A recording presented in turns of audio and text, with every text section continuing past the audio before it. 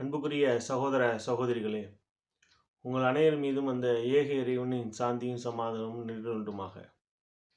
இன்றைக்கி நம்ம எதை பற்றி பார்க்க போகிறோம்னு சொன்னால், மாம்பழம் வாங்குவது எப்படி அப்படின்னு சம்மந்தமாக பார்க்க போகிறோம்.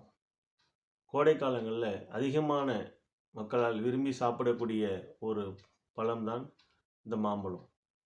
இந்த மாம்பழத்துக்கு பல பெயர்கள் சொல்கிறாங்க. மல்கோவா மாம்பழம், ருமானியா, பங்கனப்பள்ளி, நாட்டு மாம்பழம், இது போன்ற பல பெயர்கள் இந்த மாம்பழத்துக்கு இருக்குது. அப்படி இருக்கக்கூடிய சூழலில் இதனுடைய பயன்களும் அதிகமாக இருக்குது. நீர் சத்து இருக்குது, இரும்பு சத்து இருக்குது, கால்சியம் இருக்குது, பாஸ்பரஸ் இருக்குது. இது போன நல்ல ஒரு பயனுள்ள ஒரு பழமாக இது இருக்குது.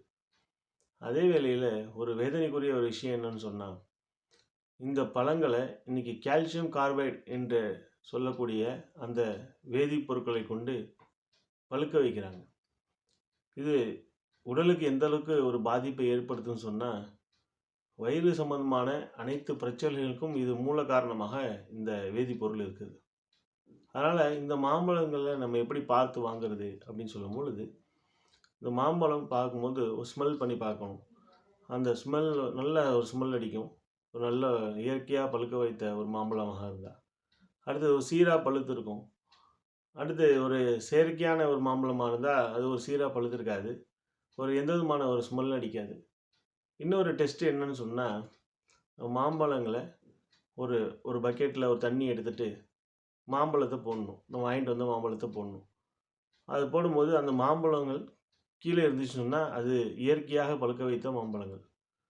அது கீழே இல்லாமல் பக்கெட்டுக்கு மேலே வந்துச்சுன்னு சொன்னால் அது வந்து செயற்கையான பழுக்க வைக்கிற மாம்பழங்கள். ஆகையால் இந்த செய்தி உங்களுக்கு பயனுள்ளதாக இருக்கும்.